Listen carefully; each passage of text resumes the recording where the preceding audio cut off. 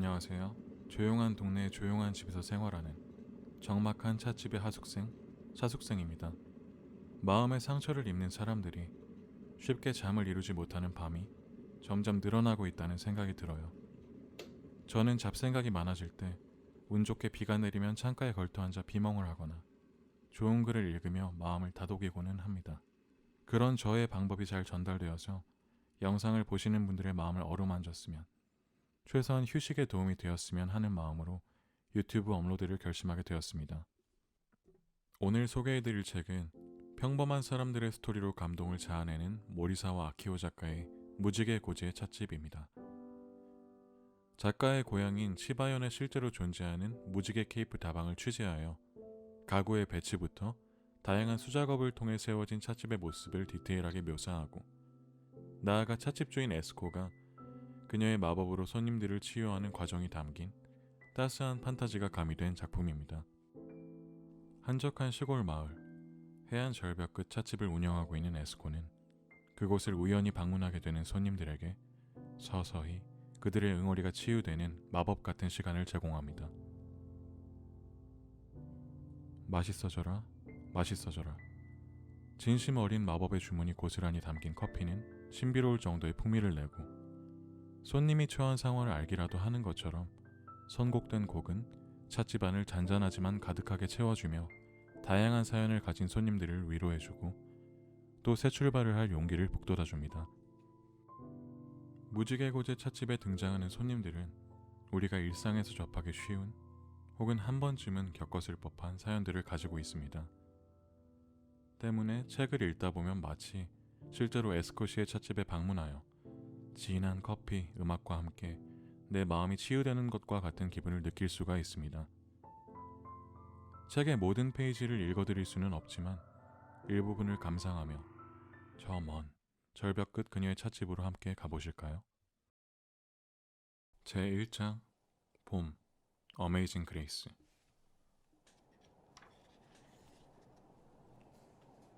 침실 창문이 쏴 하고 큰 소리를 냈다. 강한 바람에 날려온 굵은 빗방울들이 유리창을 두드린 것이다. 나는 그 소리에 잠에서 깼다. 깃털 이불의 온기 속에서 살짝 눈을 뜬다. 어느 봄날 새벽의 깊은 어둠이 차광 커튼 틈으로 보인다. 오른손으로 머리맡을 더듬어 휴대전화를 찾아 시각을 확인한다. 디지털 표시가 오전 3시 34분을 가리키고 있었다. 요즘 깊은 잠을 이루지 못하고 한밤중에 몇 번이나 깬다. 게다가 일단 눈을 뜨면 날이 셀 때까지 좀처럼 잠들지 않는다. 이제 겨우 40인데 꼭 노인네 같네 라고 자조하면서도 한편으론 잠을 깊이 자지 못하는 원인을 나름대로 알고 있기에 가슴이 쓰리다. 나는 휴대전화를 원래 있던 자리에 내려놓고 옆으로 누워 곁에서 들려오는 평화롭고 사랑스러운 숨결에 마음을 모았다. 4살짜리 딸 노조미가 마치 새우처럼 웅크린 자세로 잠들어 있다. 늘 그렇듯 이불은 모조리 걷어차버린 상태다. 노조미가 좋아하는 토끼 캐릭터가 군데군데 그려진 분홍색 잠옷이 밀려 올라가 둥이 쑥 드러나 있다. 잠옷을 아래로 내려주고 이불도 살짝 덮어준 다음 나도 다시 이불 속으로 기어들어갔다. 그리고 작은 전구 불빛을 받아 노랗게 물든 다다미 방 천장을 멍하니 바라보며 문득 갑자기 처체곤란해진 이 한가한 시간을 어떻게 써야 할지 생각했다. 소설이라도 읽을까? 휴대전화로 게임이나 할까? 아내가 남기고 간 요리책을 읽으면 머릿속으로라도 연습해둘까? 아니면 차라리 벌떡 일어나 천천히 아침 식사 준비라도 할까? 또 바람이 휘몰아쳤는지 유리창이 쏴 하는 소리를 냈다. 어젯밤 일기예보에서 오늘 아침엔 3일 만에 맑은 하늘을 볼 수 있다고 했는데, 생각해보면 나는 지난 3일간 어두웠던 하늘 때문에 더욱 우울했다. 날카로운 은실 같은 차가운 비가 이 세상 구석구석에 있는 아름다운 색채를 모두 씻어가 버릴 것 같은 느낌마저 들었다. 빗물에 젖어 희미하게 빛나는 잿빛 풍경 역시 지금 나에겐 심리적인 저울추일 뿐, 가끔 위로 살짝 떠오르는 희망의 계기마저도 먹빛의 모노톤으로 칠해질 것만 같았다. 하늘이 화창하게 개면 좋으련만, 그러면 이 우울한 기분이 조금은 밝아질지도 모르는데, 한숨을 한 번 내쉰 후 한동안 들어놓은 채 가만히 있었다. 두근, 두근, 두근. 갈비뼈 안쪽에서 내 심장의 고동을 느낀다. 심장은 이 세상의 어떠한 것에도 무관심한 듯 한결같이 침착하게 박동한다. 아무도 움직이라고 명령하지 않았는데. 나는 그저 살아있다. 습관적으로. 앞으로도 줄곧 나는 의지와는 관계없이 이 심장에 의해 살아가겠지. 불투명한 미래를 생각하니 늘 똑같았던 천장이 묘하게 높게 느껴지면서 문득 세상으로부터 버림받은 듯한 기분에 빠져버린다. 요즘 몇 번이나 이런 불길한 기운에 시달렸는지 모른다. 또 쏴 하고 창문이 운다. 바깥은 지금 폭풍우 못지않게 거친 날씨일 것이다. 올번나무 꽃도 다 떨어진 시기에 이런 날씨도 출람이라 부를까? 노구라고 하기엔 바람이 너무 강한가? 아니 그런 건 아무래도 좋다. 나는 휴 하고 한 차례 긴 숨을 내뱉은 후 몸을 옆으로 돌려 다시 천진난만한 노조미 얼굴을 바라보았다.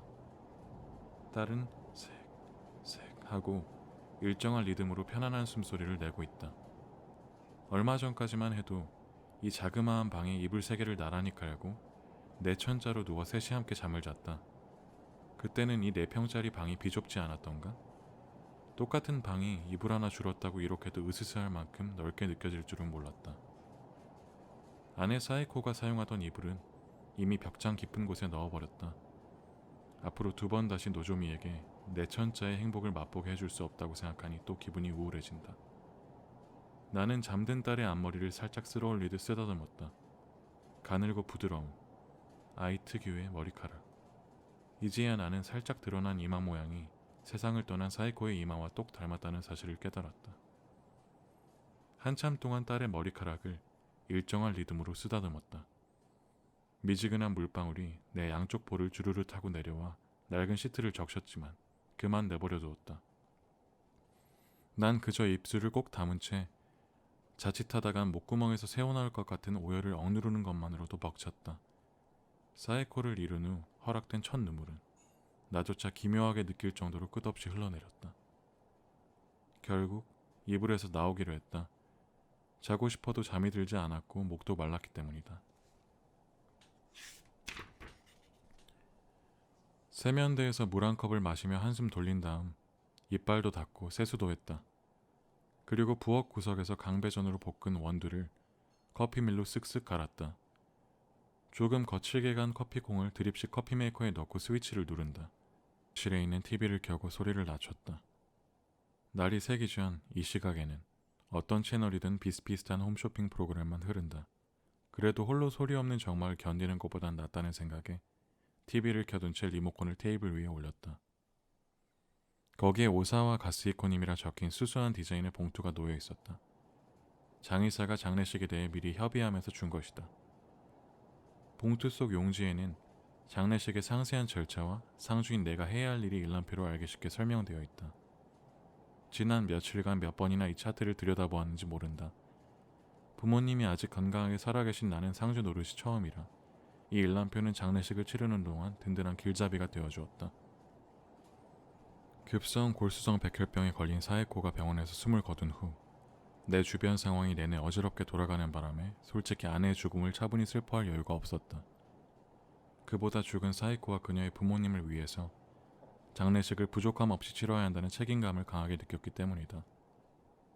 그리고 무엇보다 어린 나이에 엄마를 잃은 노조미의 마음을 어떻게 보듬어줘야 할지 머릿속은 오로지 그 걱정으로 가득했다. 장례식 준비부터 마무리까지 노조미는 내 곁을 잠시라도 떠나려 하지 않았다. 익숙하지 않은 상주 역할에 허둥거리는 나를 배려한 부모님께서 이따금 노조미의 손을 잡고 어딘가로 데려가 주긴 했지만 노조미는 1분도 채 지나지 않아 내가 있는 곳으로 돌아오곤 했다. 그리고 촉촉이 젖은 새까만 눈동자로 나를 올려다보며 장례 냄새가 가득 뺀 상복자락을 꼭 잡는 것이다. 나는 그런 노조미를 안아올려 볼을 비비며 나 자신도 받아들이기 어려운 괜찮아 라는 말을 되풀이하곤 했다. 그 말은 어쩌면 나에게 들려주고 싶었는지도 모른다. 장례 기간 내내 한 번도 울지 못했던 나 대신 노조미가 몇 번이나 훌쩍거렸다. 4살이라는 어린 나이에 엄마를 잃은 가엾은 아이가 흘리는 눈물은 조문객들의 눈물까지 이끌어냈다. 덕분에 꺼이꺼이 우는 사람이 속출하는 따뜻한 장례식이 되었다는 생각도 든다. 그리고 가까스로 큰 실수 없이 장례를 마치고 어젯밤에서야 한숨 돌리면서 답례를 보내야 할 사람들의 리스트를 확인했다. 이제 그 리스트를 우체통에 넣기만 하면 상주로서 해야 할 일은 일단 끝나는 셈이다. 답례품은 미리 정해둔 가게에서 적당한 날에 발송해주기로 되어 있다. 그 다음에 상주가 해야 할 일은 49제이니 그때까지는 일단 모든 일이 마무리된 셈. 이지라고 생각했다가 혹시 또 모르니 그 수수한 봉투 속에 들어있는 일람표를 꺼내어 확인했다. 문제없었다. 당분간은 쉴 수 있다. 안도의 한숨을 내쉬는 동안 거실에 향기로운 냄새가 감돌기 시작했다. 세트로 된 2개의 컵에 커피를 따르고 한 잔은 블랙으로 탁자 위에 올렸다. 불단이 없는 우리 집을 위해 장의사가 마련해준 금색 깔개를 탁자 위에 깔고 그곳에 사에코의 영정과 유골과 위패를 올려둔 것이다. 해맑게 웃고 있는 사에코의 영정 위로 짙은 향기를 품은 수증기가 피어오른다. 사에코는 향 연기보다는 커피를 더 좋아할 것 같은 느낌이 들었다. 우리는 술보다 커피를 즐기는 부부였다. 신선한 스페셜티 원두를 구매하여 그 원두의 개성에 맞게 갈아서 풍미를 느긋하게 즐기곤 했다. 사에코는 블랙을 좋아했고 나는 우유와 약간의 설탕을 넣는 걸 좋아했다. 보통은 남자가 블랙이잖아. 사에코는 종종 그런 말을 하면서 한 손에 컵을 들고 장난스럽게 미소 짓곤 했다. 나는 강배전 특유의 쓴맛이 나는 커피를 한 모금 마시고는 멍하니 영정사진을 바라보았다. 흑백 사진 속의 사에코는 맛있는 커피를 마셨을 때처럼 이빨을 올리고 눈을 가늘게 뜨고 있어 왠지 무척 행복해 보였다. 2개가 세트인 이 컵은 도예 작가인 내가 직접 구운 것이다. 나는 작가로서 작품을 팔아서 얻는 수입보다 오히려 도예교실 강사로서 받는 돈이 더 많은 겉만 그럴싸한 예술가다. 도예가 대부분이 부업을 해야만 생활할 수 있는 세상이지만 좋아하는 흙장난만 하고도 가족을 부양할 수 있으니 무척 감사하게 생각하고 있다. 사에코는 이 컵에 이름을 지었다. 그녀가 아직 임신 중이었을 때 치바현 소토보에 있는 가모가와 시월도에 데리고 간 적이 있다. 나는 그때 범고래를 무척 좋아하는 그녀를 보고 며칠 후 하얀과 검정이 들어간 범고래 무늬컵을 몰래 구웠다. 그리고 그녀의 생일을 선물했다. 그러자 사에코가 와 판다컵이다 라며 활짝 웃는 것이다. 그때부터 그 컵을 판다라 부르게 되었다. 내가 솔직히 이거 범고래라고 생각하고 만든 거야 라고 고백해도 사에코는 아무리 봐도 판다인걸 하고 미소 지으며 당장 커피밀로 커피콩을 갈기 시작했다. 그 이후로 둘이서 커피를 마실 때는 늘 이 판다를 사용했다. 굽의 지름이 크고 묵직해 안정감이 있는 데다 손잡이도 실용성을 생각해 큼직하게 만들었다. 본체가 두툼해서 커피도 금방 식지 않고 입술을 대는 일도 없었다. 그다지 고급스러운 디자인은 아니더라도 일용품으로서는 부족함이 없어 막 쓰기에 편리한 컵임은 분명했다. 그 판다에 다시 입술을 댄다. 커피 맛은 좋았다. 하지만 지금은 평소보다 설탕을 아주 조금만 더 넣고 싶은 기분이 들었다. 사에코, 천국에서도 커피 마실 수 있어? 영정을 바라보며 마음속으로 말을 걸었다. 새벽 4시가 지나자 TV 화면에 젊은 여자 아나운서 3사람이 나란히 등장하여 쾌활한 웃음을 흩뿌렸다. 마침내 홈쇼핑이 끝나고 뉴스가 시작된 것이다. 중앙에선 메인 진행자가 첫인사로 자 오늘부터 기다리고 기다리던 골든위크가 시작되었습니다. 라고 말하며 잠옷 깊은 듯 미소를 지었다. 그리고 어젯밤 이후로 이어지는 휴가 인파와 고속도로 교통 상황을 보도하기 시작했다. 올해 골든위크는 꽤 길어서 대부분 기업이 9일 동안의 연휴를 갖게 된다. 내가 운영하는 도예교실도 연휴 중에는 휴강하기로 했고 물론 노조미의 유치원도 휴원이다. 이벤트를 좋아하는 사에코가 있었다면 연휴 일정은 이미 꽉 찼을 것이다. 사에코는 돈은 별로 안 들면서 아이도 어른도 즐길 수 있는 아이디어를 하늘의 별만큼이나 많이 갖고 있었다. 작년에는 새로 생긴 동식물원에 가서 노조미를 조랑말에 태우기도 하고 공영 플라네타리움에서 하늘을 가득 채운 별을 감상하기도 했다. 또 근처 해변공원 프리마켓에 가게를 내고 그곳에서 내 작품을 판매하여 적은 돈이지만 용돈벌이를 한 적도 있다. 그때 번 돈으로 회전초밥집에 갔던 기억이 떠오른다. 노조미는 좋아하는 참치와 연어알을 배불리 먹고도 디저트로 푸딩과 멜론까지 모조리 먹어치워 사이코와 나를 놀라게 했다. 그리고 셋이서 손을 잡고 밤길을 한가롭게 거닐며 집으로 돌아왔다. 도중에 드라마 속의 행복한 가족처럼 딸의 양쪽 손을 각각 잡고 들어올리며 그네를 태우기도 했다. 아파트 근처의 어둑어둑한 골목에 들어섰을 때 노조미가 밤하늘에 가장 밝게 빛나는 별을 찾아 샛별 찾았다 라고 노래를 부르기에 내가 샛별은 가장 밝은 별이 아니라 금성의 다른 이름이야 라고 가르쳐줬던 기억도 떠올랐다. 사이코가 없는 올해 연휴는 어떻게 해야 하나? 부엌에 서서 멍하니 생각했다. 그리고 냉장고에서 우유와 달걀을 꺼냈다. 우선 노조미가 좋아하는 음식 중 하나인 시나몬 프렌치 토스트를 만들어 볼 생각이다. 애처로울 정도로 부실한 아침을 식탁에 차려놓고 거실에 들어누워 TV를 보고 있는데 복도에서 찰딱찰딱 맨발로 걷는 소리가 들렸다. 노조미가 일어난 것이다. 노조미 잘 잤어? 나는 몸을 일으키며 미소를 지었다. 아빠 안녕. 노조미는 거실 입구에 서서 잠이 덜 깬 듯한 목소리로 인사하고는 양 손등으로 눈을 비비며 실내를 천천히 둘러보았다. 무의식적으로 사이코를 찾는 것이다. 그 어리고 정직한 시선이 탁자 위에 영정사진에 닿으려던 순간 나는 당황하여 급히 말을 걸었다. 노조미 이리 와. 말하면서 딸을 향해 양팔을 벌렸다. 내 얼굴에 어색한 미소가 떠올랐다는 것을 나 자신도 알 수 있었다. 그러나 노조미의 눈은 이미 영정사진에 박혀 있었다. 잠이 덜 깨서 우두커니 서있던 얼굴에 현실의 빛이 서서히 퍼져나간다. 나는 다시 한번 딸을 불렀다. 이리 와, 자 아빠가 안아줄게.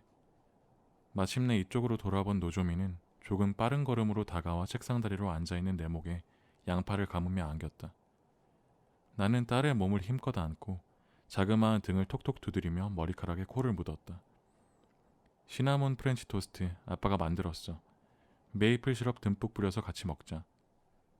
노조미는 응 하고 작은 소리를 대답하고는 내 가슴에다 코를 비벼댔다. 나는 묵묵히 딸의 등을 톡톡 두드려 주었다. 이윽고 노조미가 얼굴을 들더니 나보다 훨씬 그럴듯한 미소를 지으며 말한다. 아빠, 밥 많이 먹으면 우사미미치 그림책 읽어줄 거야?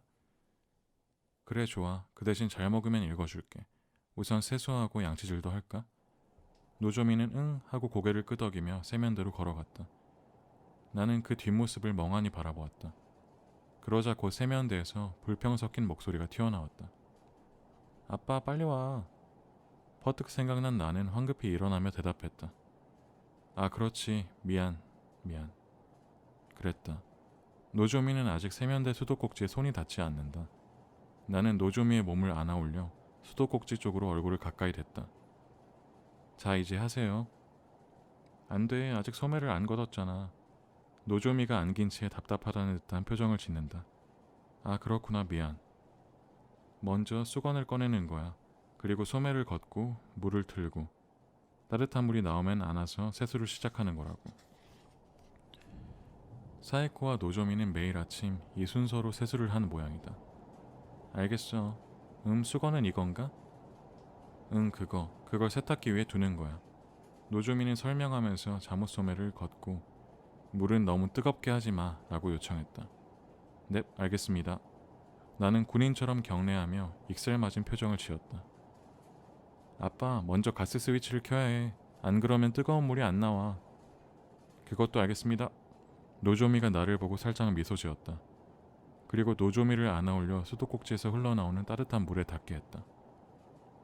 공주님 물 온도는 어떠신가요? 좀 더 미지근하면 좋겠어. 이 정도? 응. 노조미는 서툰 손짓으로 물을 받아 3번 얼굴을 씻었다. 아빠 빨리 수건. 노조미가 눈을 감은 채 손을 내민다. 네 여기 있습니다. 수건으로 얼굴을 싹싹 닦은 딸이 나를 올려보며 묻는다. 반짝반짝해졌어? 사이코는 이때 뭐라고 대답했을까? 분명 센스 있는 한마디를 하여 노조미를 웃게 하였을 것이다. 나는 내 방식으로 대답하기로 했다. 응, 뽀뽀하고 싶을 만큼 반짝반짝하네. 나는 몸을 숙여 딸의 볼에 쪽 하고 키스해 주었다. 와, 엄마는 뺨을 맞대기만 했는데. 노조미가 간지럽다는 듯 말했다. 그랬구나. 하지만 아빠는 뽀뽀야. 왜? 노조미가 너무 귀여우니까. 아마도. 이제부터 이런 식으로 노조미와 나의 생활 방식이 조금씩 만들어질 것이다. 양치질은 엄마처럼 해줄 수 있어? 물론이지. 그럼 엄마가 어떻게 했는지 아빠한테 가르쳐 줄래? 제일 먼저 사이코 방식도 최대한 남기고 싶다는 생각이 들었다. 노조미가 이 세상에 태어난 후로 4년 동안 엄마에게 받은 사랑의 기억이 조금이라도 더 많이 노조미의 가슴에 남을 수 있도록.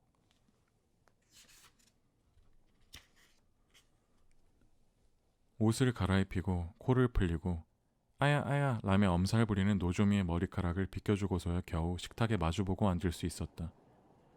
그리고 사이좋게 한 목소리로 잘 먹겠습니다 라고 말한 것까진 좋았는데 노조미의 포크가 공중에서 딱 멈춰버렸다. 응? 왜 그래? 나는 두 잔째 커피를 판다에 따르면서 고개를 갸웃했다. 아빠 이거 정말 프렌치 토스트야? 응, 시나몬도 뿌렸고 메이플 시럽도 듬뿍 올렸는데 왠지... 노조미가 눈썹을 8팔자로 만들어 이쪽으로 올려다본다. 색깔이 다르잖아. 응? 색깔이 이렇게 진하지 않아. 엄마가 만들면. 그랬었나? 그래도 맛은 좋을 거야. 실패작은 내 접시에 올리고 성공했다고 생각한 것만 노조미의 접시에 담았다. 아빠 건 더 진한 갈색이네. 괜찮아. 이 정도면 오히려 고소하고 더 맛있다니까. 나는 내 접시에 놓인 프렌치 토스트를 덥석 한 입 물었다. 사실 봐 맛있잖아 라고 말하기는 어려운 맛이었다. 아 어쩌나 노조미 말대로 조금 쓴가? 그래도 시럽을 듬뿍 뿌리면 괜찮지 않을까? 이번에는 노조미가 잘게 자른 조각을 입에 넣었다. 어떤 맛일지 두려워하며 조심스럽게 씹는 딸의 등 뒤에서 사진 속의 사이코가 웃고 있다. 왠지 여보 좀 잘해봐 라며 핀잔을 주는 듯하다. 어때? 맛있어? 나는 노조미의 얼굴을 뚫어지게 쳐다보았다. 역시 맛없나? 모서리 부분은 조금 쓰지만 가운데는 맛있는 것 같아. 맛있는 것 같아, 라니. 그렇구나. 아빠가 실패했네. 미안해. 아니야, 엄마도 실패한 적 있어. 가운데는 맛있으니까 괜찮아. 지금 4살짜리 딸에게 위로받고 있다. 그래? 그럼 일단 아빠가 가장자리를 칼로 잘라줄게. 가운데만 먹을래? 응. 나는 애써 싱긋 미소 지어주는 딸의 다정함에 위로받으면서도 한숨을 살짝 흘리며 프렌치 토스트 가장자리를 잘라냈다. 그리고 노조미 앞에 그 접시를 내밀었을 때 작은 입술에서 조심스러운 목소리가 흘러나왔다.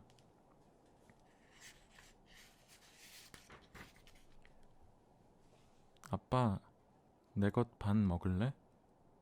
응? 아빠 건 새까맣게 탔잖아. 액자 속 사이코가 이토록 한심한 아빠의 모습을 웃으며 바라보고 있었다. 식사 후 설거지를 끝내고 우리는 거실 바닥에 엎드렸다. 그리고 약속대로 우사미 미치를 읽었다.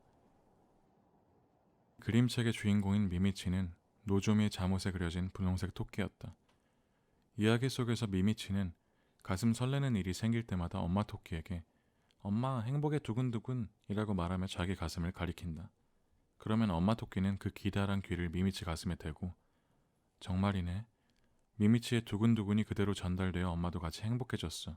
라고 대답하는 것이다. 노조미는 종종 이 그림책을 읽어주는 사이코에게 자기 심장 소리를 들려줬던 모양이다. 자, 끝났습니다. 나는 탁 하고 소리내어 책을 덮었다. 그리고 만족스러운 표정을 짓고 있는 딸에게 물어보았다. 노조미, 오늘부터 9일 동안이나 쉬는데 뭐 하고 싶은 거 있어? 노조미는 하고 고개를 갸웃거리며 한참 동안 팔짱을 끼고 있더니 쉬하고 싶어 라고 말하며 화장실로 뛰어간다. 잠시 후 거실로 돌아왔을 때 갑자기 창밖을 향해 하고 소리를 질렀다. 그리고 마치 보물이라도 발견한 것처럼 입과 눈을 동그랗게 뜬다. 아빠 저기 봐 정말 멋져. 응? 뭐가? 나는 느릿느릿 일어나 노조미가 가리키는 쪽으로 시선을 주었다. 그리고 무심코 숨을 삼켰다. 오, 굉장하구나. 이거 정말... 무지개였다. 비는 어느새 멈췄고 멋진 7색깔 아치가 산뜻한 아침해를 맞은 서쪽 하늘에 걸려 있었다. 아침 무지개 처음 보는 것 같아. 나는 그렇게 말하면서 노조미를 아는 채 창문을 열고 유리를 통하지 않은 선명한 무지개를 바라보았다. 창밖에서 비갠 뒤에 상쾌한 아침 공기가 우르르 밀려 들어왔다. 와, 상쾌하다 노조미. 우리 심호흡하자. 둘이서 무지개를 바라보며 눈부시게 빛나는 공기를 가슴 가득 빨아들였다. 문득 노조미가 나를 보고 묻는다. 아빠, 무지개는 뭘로 만들어졌어? 프리즘이라고 할까? 해님이 보내주는 빛이지.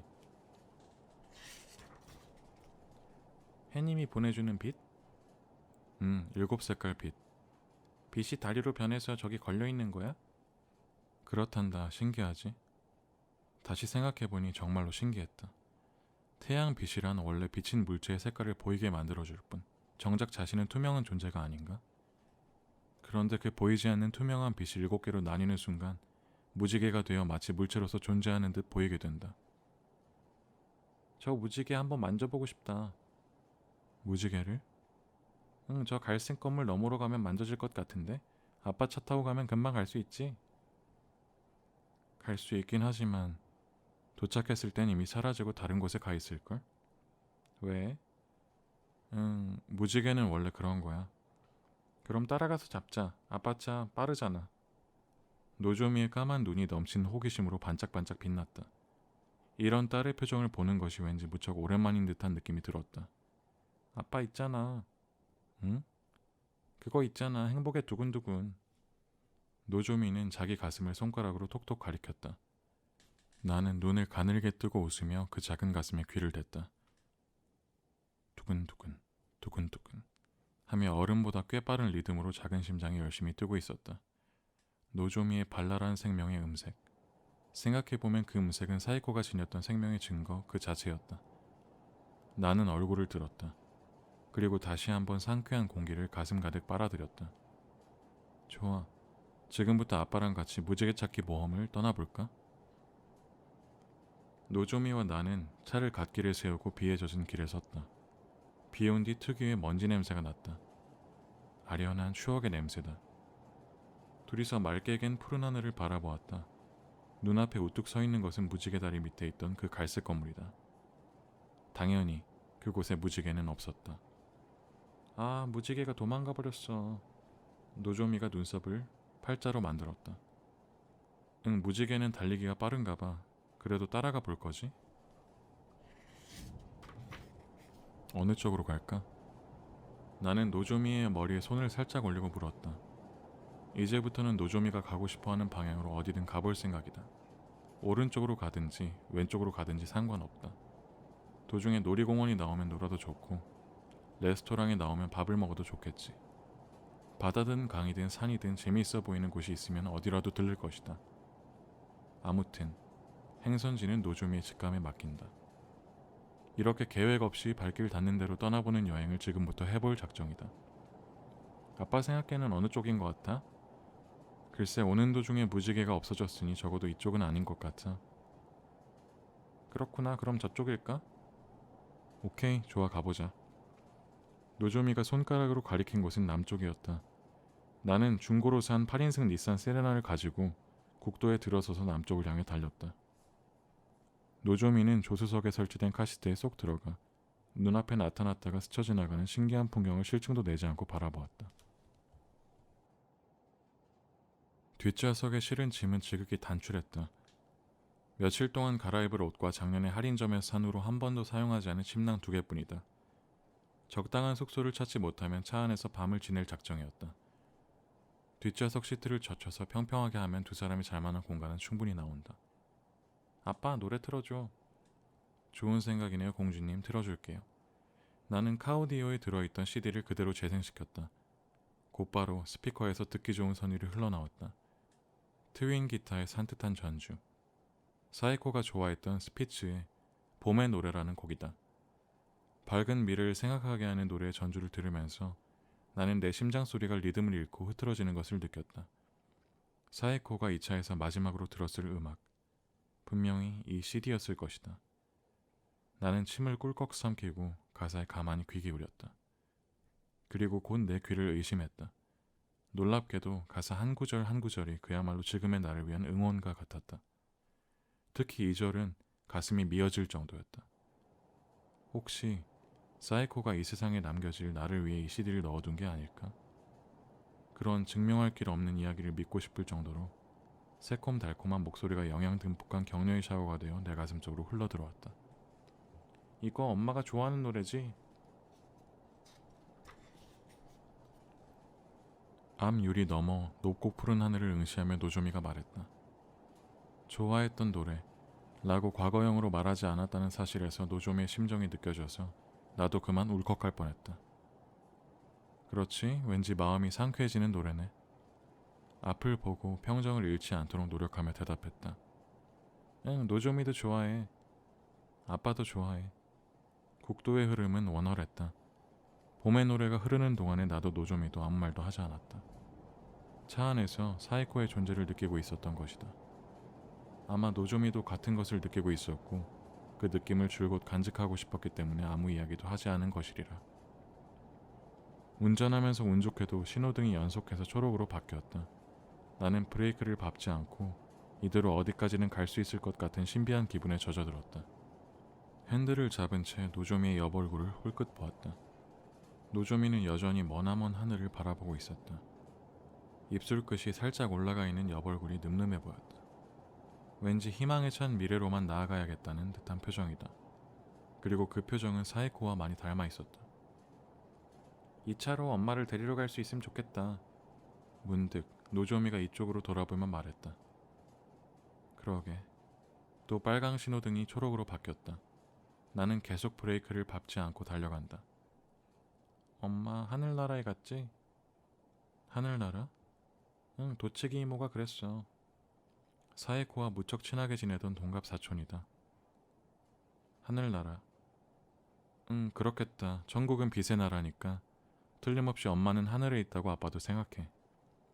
비행기 타면 만나러 갈 수 있어? 이번에 빨강불이구나 라고 생각하면서 브레이크에 발을 대려는데 또 그 순간 초록으로 바뀌었다. 차는 보이지 않는 실로 당겨지듯 계속해서 앞으로 나아간다. 빛의 나라에는 비행기로도 갈 수 없어. 그런가? 그럼 빛의 무지개를 타고 올라가면? 무지개를 타고 올라가면? 아이의 독특한 발상에 감탄하는 동안 마침내 빨간 신호등에 붙잡혔다.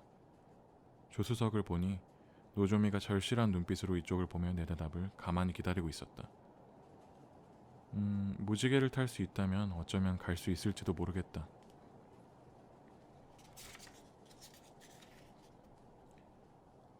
정말? 노조미는 밝은 표정을 짓고 사이코와 똑 닮은 미소를 입가에 머금었다. 무지개 고제 찻집 첫 번째 장인 봄 어메이징 그레이스의 일부를 읽어드렸습니다. 저 또한 병으로 사랑하는 사람을 잃어본 경험이 있어 노조미와 아빠가 하루아침에 마주한 상실을 담담하게 풀어가는 과정에 완전히 몰입해서 읽게 되더라고요. 이 외에도 취업난에 늪에 빠진 청년, 생활고에 허덕이다 찻집에 침입을 강행한 도둑, 오랜 시간 품어온 연정을 끝내 전하지 못하는 단골 손님 등 우리가 공감할 수밖에 없는 가슴 절절한 사연과 찻집에서의 짧지만 마법 같은 시간이 어떤 방식으로 손님들의 마음을 위로해 주는지를 확인하시다 보면 어느새 책의 마지막 장을 넘기고 있는 자신을 발견하곤 흠칫하실 거라 생각합니다.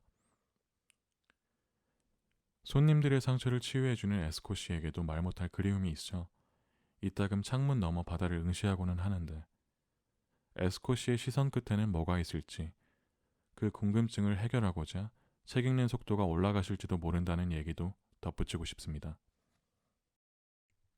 이상 제가 너무 감명 깊게 읽은 나머지 군대의 후임들에게까지 강하게 추천하여 영창을 갈 뻔했던 책 무지개 고제 찻집 리뷰 및 낭독을 마쳤습니다. 책을 읽는 동안 제가 느꼈던 따스함이 여러분들에게도 전달되었으면 좋겠습니다. 모든 게 처음이라 많이 부족하지만 차차 연습을 거듭하여 더 나아진 모습을 보여드리겠습니다. 구독과 좋아요로 제가 발전하는 모습을 지켜봐 주시면 좋을 것 같다는 생각도 조심스럽지만 강하게 드네요. 한편의 여정을 함께 해주셔서 감사합니다. 풀린 날씨만큼 따뜻한 한 주 되시길 바라겠습니다. 차숙생이었습니다.